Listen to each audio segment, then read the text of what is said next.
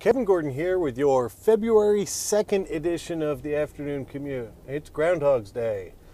Fortunately, I have no idea if Punxsutawney Phil saw his shadow this morning or not. I never bothered to look. I really need to get better at doing my homework for these things. Also, I figured out why Top Gear is such a popular car show. It has nothing to do with the brilliant writing and decent acting and the humor of the three presenters. It has to do with the fact that it's always gray in England. You'll notice today it's overcast here, and as a result, you can actually see things like the back of my head. I'm not bathed in sunlight. All right, I've got three things to go through today, starting with something that a few of the media outlets have picked up, and I was left scratching my head a bit, and that's the fact that the new 328 BMW, gasoline engine BMW,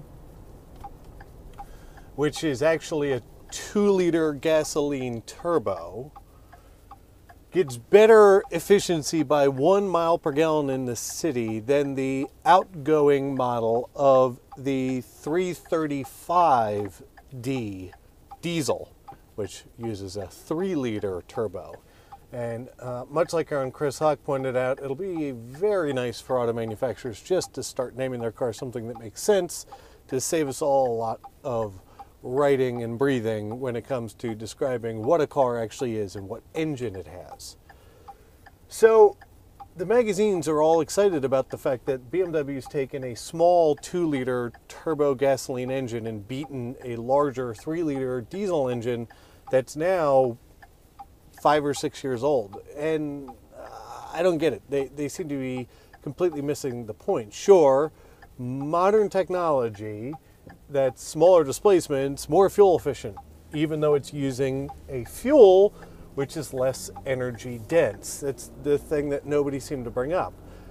Diesel is more energy dense than gasoline. As a result, it should, from a math equation perspective, be able to be more efficient.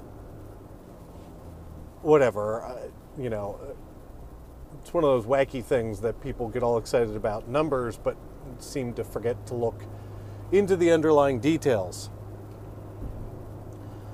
The other day, I had talked about Lamborghini and the fact that their, chief, whatever, engine designer or whoever he is, said that they had no turbos coming in the next decade for their Halo car, and I was fine with that. Well, a few months ago or a month ago, one of the Euro magazines came out with a rendered speculation of what the Lamborghini SUV was going to look like. And, everybody started in social media talking about this thing, and Lamborghini actually initially came out and said, these are just speculations. This is nothing to do with what's actually going to happen. Well, today, one of the senior executives in Audi, which owns Lamborghini now, actually came out and said, yeah, we're building one. Lamborghini is going to have an SUV, which is highly disappointing in all honesty. I mean, I get it. They want to sell more cars, and these things are profitable, but is that everybody's going to have one now? And I thought that into some looking, and the platform that's going to underpin the Lamborghini SUV is going to be the next generation of the Q7 Audi large SUV.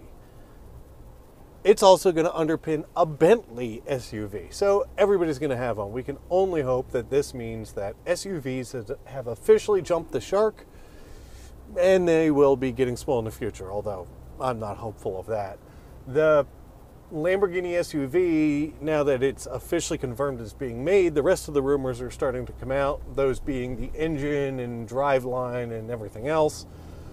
Expect it to be some sort of SUV coupe type thing, like, profile similar to like a BMW X6. It's expected to be powered by whatever's powering the Lamborghini Gallardo at that point. And of course, there's rumors that there's going to be some kind of hybrid drivetrain, not necessarily powering the rear wheels, but something to have some kind of hybrid electric 4-wheel drive system. So good for them. everybody makes an SUV now. Closing out today with probably the most interesting news of yesterday and today. A woman in California won a less than $10,000 small claims lawsuit. Good for her, right? Well, she won that small claims lawsuit against Honda. And what she won it for was the fact that her Civic Hybrid never got anywhere close to the 50 mile per gallon rating that was claimed. Great. She won in small claims. But this is, I believe as they call them, a watershed moment. It really is going to open up the door. You know, law in America seems to be as much about precedent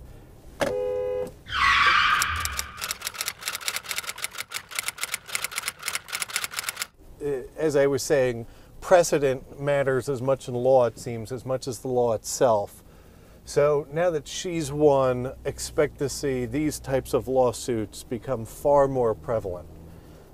It is going to be interesting to see, and it's probably really annoyed most of the auto manufacturers that this happened this way, because of the fact that you do read a lot in the media, especially in the really geeky media, about the fact that, you know, people are complaining that their cars don't come close to the EPA estimates that they were promised when they bought them.